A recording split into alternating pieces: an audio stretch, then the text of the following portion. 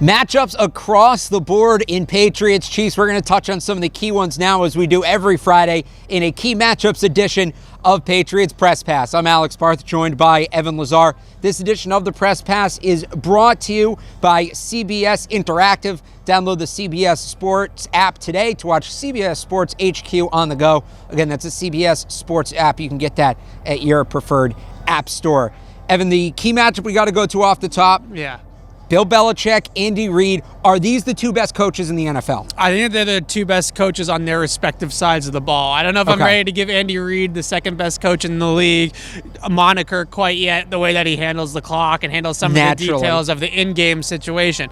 But in terms of Andy Reid as a schemer on offense, he's the best in the league, and he's one of the big innovators of the league, really, throughout the course of his entire career. He might be one of the best offensive minds in the history of the NFL, not just currently. Sure. And, of course, we know Bill Belichick is the best coach of all time, the best defensive coach of all time. So this is truly, for X and O's guys like me, this is it, right? This is the pinnacle that you're going to get in this league, of two of the very best guys doing it at a high level with a lot of tools to work with. It's really a fantastic coaching matchup, and it's going to be fascinating to see what they come up with. And you go back and look at the last few matchups, the two matchups, the previous 2 years before 2018 here at Gillette, one of them, and then the other one, the Monday Night Massacre, it really felt like Andy Reid outcoached Bill Belichick in those games. And last year, especially in that AFC Championship, some of what Bill Belichick came up with, coaching has definitely played a starring role in, we'll call it the Patrick Mahomes era, in the Patrick Mahomes era between these two teams. Especially with those second half adjustments for Andy Reid on the offensive side of the ball. Back-to-back second halves with 31 points hanging on the Patriots defense after the defense really held them down in the first half. So I think the biggest thing is that someone's got to blink first, right? Bill Belichick knows, and Andy Reid knows, that the best way to attack this Chiefs offense is to play man coverage against it. So Andy Reid's going to have a bunch of man beaters up in that playbook of his ready to be prepared for and called this week. So the question is what's Belichick's check? What's his counter move to the move that Andy Reid's going to make to combat the man coverages? That's going to be the big question here. That's the chess match. That's really the fascinating piece of this coaching matchup here. All right, now let's get to some player versus player matchups. Yeah, so I'm going to go right for one of the big names. We're going to switch places here for this video for once.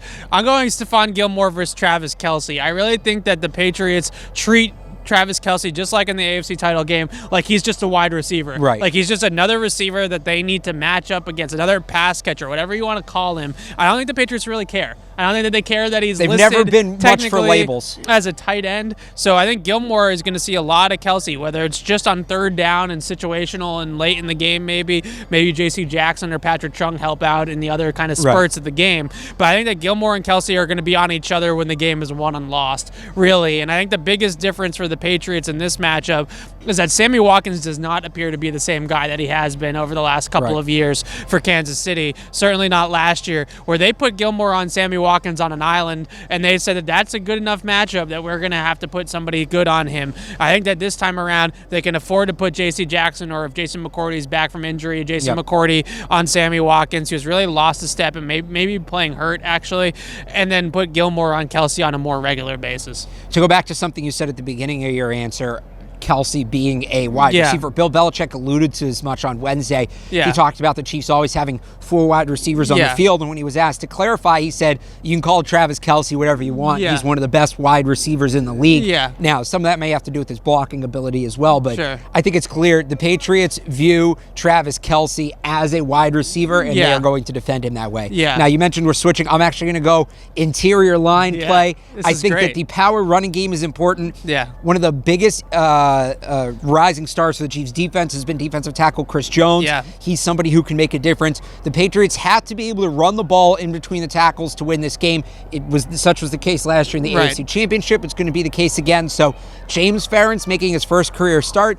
He'll obviously have help from Joe Thuney, from Shaq Mason, but he's got to neutralize Chris Jones in the running game. It's a very difficult ask, but they got to get Sony Michel going in between the tackles if they want to have a chance at this one, and that's going to start up front with Ferentz. I'm going to have this take pretty much the rest of the week. The Patriots get into a pass-happy game against Kansas City where it's Tom Brady airing it out against Patrick Mahomes. They will lose on Sunday. Flat out, they will lose. The Kansas City defense right now is the 6th-ranked pass defense according to DVOA. They're much improved improved under Steve Spagnuolo in that area. They have much better players in the back end with Tyrann Mathieu and Juan Thornhill playing safety. This is not the same sieve pass defense that it was last year. This year, they're still 30th in DVOA against the run. You can still really run on this defense. And if the Patriots are going to win this game, it's going to be about ground and pound, and it's going to be keeping the ball out of Patrick Mahomes' hands and limiting his opportunities, but more importantly, attacking the weaknesses of the Kansas City defense. If you get into a shootout with Kansas City on Sunday, it's going to be an L for the Patriots. So there you go. Bill Belichick, Andy Reid, Stephon Gilmore, Travis Kelce, James Ferentz, Chris Jones.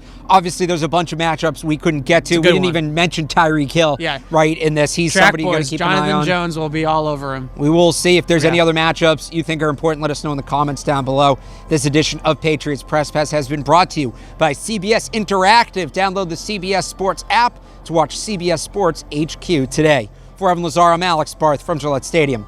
Thanks for watching.